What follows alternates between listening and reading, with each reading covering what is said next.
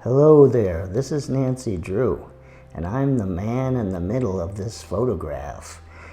And this is the story of the Hoffmann Pugh family. And so, going through all these people, you have Linda Hoffman in the top middle.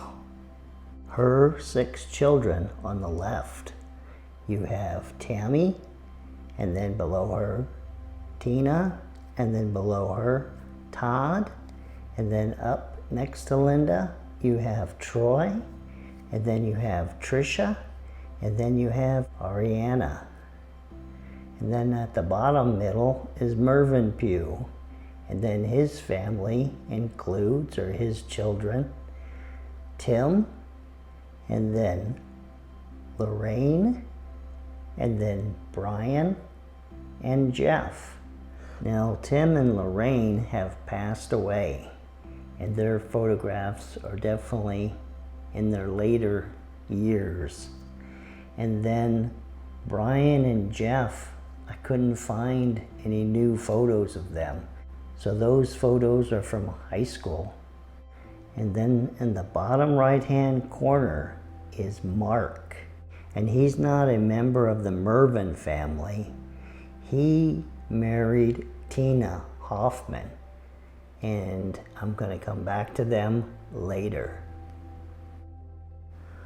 Now, this house belonged to Terry and Janice Denner, and Janice was Linda's older sister, and they were doing well financially, and so they moved out of this house and bought themselves a new house where they lived, and they rented the house to Linda Hoffman. Now, Linda's older sister enjoyed going to the casinos, and here she is when she won $11,596 on the slot machine in 1994. So she was doing well when Linda wasn't doing as well financially. Now, on December 26, when the police were there investigating the supposed kidnapping, they asked Patsy about who might have done it. And Patsy thought maybe Linda Hoffman could have been involved, because she called on December 24th crying and upset about not having enough money to pay her rent and her sister possibly evicting her. And so Patsy agreed to lend Linda $2,000, and she was going to leave a check for her in the kitchen. Now, the crazy thing is, around 1999, Linda was feeling some financial pressure and was envious of people making money off the John Ramsey case, and so she filed a lawsuit against John and Patsy Ramsey for statements made in their book and accusing Linda of being possibly responsible for JonBenet's death. And believe it or not, in her lawsuit, she said that she did not call Patsy on December 24th or any day about asking for a loan, and also statements about Patsy's mother saying that JonBenet is so pretty, aren't you afraid that somebody might kidnap her? But I guess Linda Hoffman had forgotten that she told Lawrence Schiller, and he put it in his book, exactly what she said, recalling the $2,000 loan. So she was flat wrong, and she ended up losing the lawsuit. Now, looking into Linda's adult children, there's Tammy, and I didn't find anything on the internet bad about Tammy. And then there's Tina, and I didn't find anything bad about her, but I'm going to come back to her later. And then there's Todd, and I didn't find anything bad or anything special about Todd. And there's Troy, and I didn't find anything on the internet about him, and then finally there's Trisha, and I didn't find anything bad about her on the internet. Now there's the story in the book Perfect Murder, Perfect Town, where Mervin, Tina, Linda's daughter, and Mike are Linda's son-in-law. And they went there to the Ramsey's house on Thanksgiving weekend and moved some Christmas trees out of that wine cellar in the basement up into the house.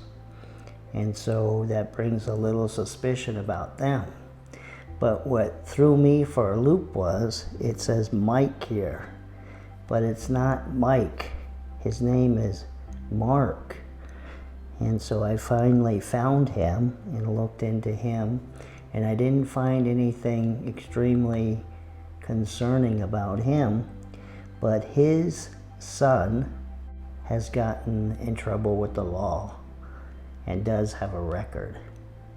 Now, I don't think he's old enough to have been involved with JonBenet in any way. Now, Mervin Pugh had 4 grown children of his own with Carol Ann, but his children lived and stayed in Michigan, and so it doesn't look like they had any involvement. So I looked in the internet for Tim and searched and couldn't find anything about him. And I looked at Lori and couldn't find anything about her. And both Tim and Lori have passed away. And then this picture of Brian is when he was like in 9th or 10th grade in high school. He's the only one that had any little bit of something. And then Jeff, he didn't have any kind of record of anything, doing anything against the law. Now, Mervin Pugh, he's no longer with us. He died in 2018.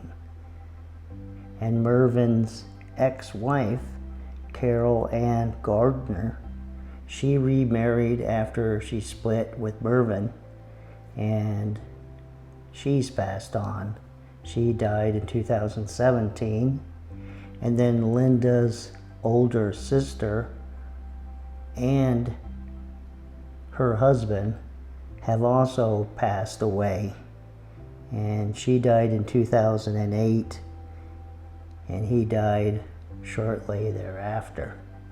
And you can see on her tombstone a little slot machine, because she had a lot of luck with the slots.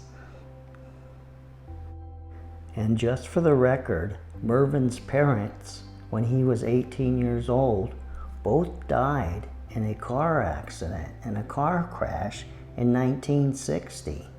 So he had to deal with that when he was a young man.